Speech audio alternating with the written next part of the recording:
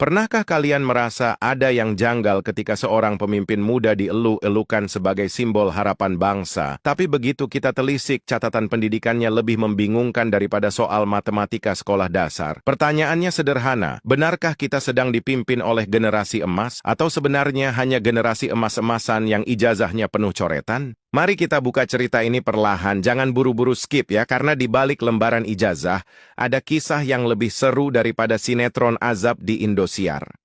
Saat ini, warganet kembali dibuat geleng-geleng kepala. Nama Gibran Rakabuming Raka, wakil presiden yang katanya dididik di Singapura, tidak ditemukan dalam daftar resmi ECA atau Immigration and Checkpoint Authority. Singapura adalah sebuah negara dengan sistem administrasi yang nyaris anti tipu-tipu, tapi entahlah nama beliau entah kenapa hilang tanpa jejak. Lalu di sini muncul sindiran pedas dari Dr. Tifa, di ruko sebelah mana ya dia kuliah di Singapura? Pertanyaan ini begitu viral, netizen pun sampai terbahak, bayangkan saja. Ngakunya kuliah di luar negeri, tapi minim bukti-bukti kejelasan kampusnya. Pergi ke pasar beli rambutan, uangnya kurang minta tambahan. Kalau kuliah cuma bayangan, lalu gelarnya dari mana datang? Mari kita masuk ke logika sederhana. Jika benar, Gibran kuliah di Singapura, otomatis bahasa Inggrisnya mestinya mumpuni dong. Bahkan kalau serius belajar, minimal bisa nyambung bahasa Mandarin. Tapi apa yang terjadi saat tampil di forum internasional, bahasa Inggris beliau masih kaku seperti siswa yang baru lulus kursus 2 minggu. And improving the quality of their products for the global market.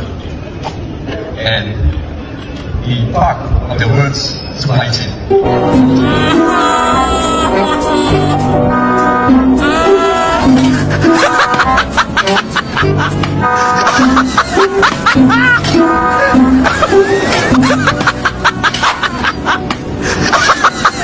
Pertanyaan nakal pun lalu muncul, benarkah kuliah itu sungguhan atau hanya sekedar jalan-jalan sambil belanja di Singapura? Kalau kuliahnya beneran, biasanya sih ada cerita nostalgia ya, dosen killer lah, kantin favorit lah, atau pengalaman nyasar naik MRT Singapura. Tapi Gibran tak satu pun cerita soal personal tak pernah terdengar. Nah, di titik inilah rakyat mulai muak. Banyak orang tua di kampung banting tulang, jual sawah, jual ladang, jual kambing pula, bahkan gali utang demi lubang. Kok demi lubang? Maksudnya gali utang demi kuliahin anaknya, pas ketika anaknya lulus, tetap nganggur. Sementara anak presiden ijazahnya bikinan entah dari printer mana, langsung bisa loncat ke kursi nomor 2.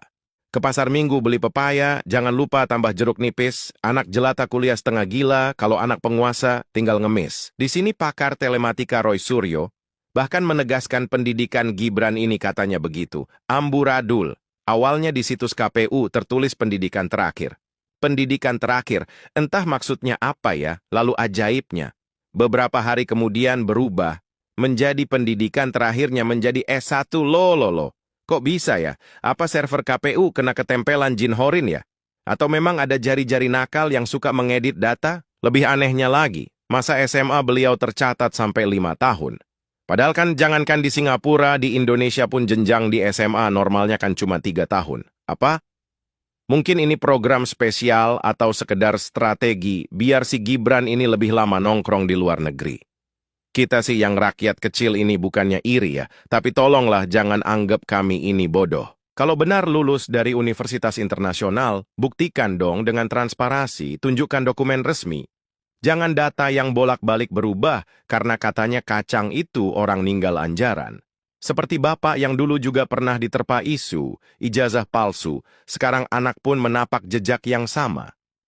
Lucunya lagi, pemerintah seolah pura-pura lupa. Padahal kalau kasus seperti ini menimpa anak petani atau anak para pedagang, pasti sudah diseret ke meja hukum. Inilah ironi negeri ini, rakyat jelata disuruh disiplin, rakyat jelata disuruh untuk jujur, disuruh taat aturan, tapi pejabat dan keluarganya main sulap dengan aturan. Pertanyaan pentingnya, apakah republik ini hanya milik keluarga tertentu, sementara rakyat cuma dianggap figuran di atas panggung politik? Sebelum masuk kesimpulan, dengerin pantun dulu ya. Pagi-pagi minum jamu, biar sehat badan terasa kuat. Kalau ijazah saja penuh tipu-tipu, bagaimana bisa mau pimpin rakyat? Mari kita simpulkan, pendidikan adalah fondasi kejujuran seorang pemimpin. Kalau dasar saja sudah rapuh, jangan harap bangunan kepemimpinan akan bisa kokoh. Kasus Gibran ini bukan sekedar soal ijazah, ini soal kepercayaan publik, soal keadilan rakyat kecil yang selalu dipinggirkan. Kita tidak sedang bicara gosip, kita bicara tentang data yang saling bertabrakan, dokumen yang tidak sinkron, dan logika sederhana yang tidak bisa diabaikan. Jadi pertanyaannya sekarang, apakah bangsa ini benar-benar sedang dipimpin oleh generasi muda yang visioner atau oleh anak-anak kekuasaan yang hanya mewarisi privilege tanpa kerja keras? Sobat semuanya, pilihan ada di tangan kalian semua. Apakah kita akan terus diam, pura-pura tidak tahu, dan membiarkan negeri ini menjadi panggung keluarga, atau kita berani bersuara menuntut transparansi, agar generasi ke depan tidak lagi dipimpin oleh ijazah yang penuh misteri. Ingat, sejarah akan mencatat bukan hanya siapa yang berkuasa, tapi juga siapa yang berani bersuara. Salam merdeka. Salam dari rakyat jelata.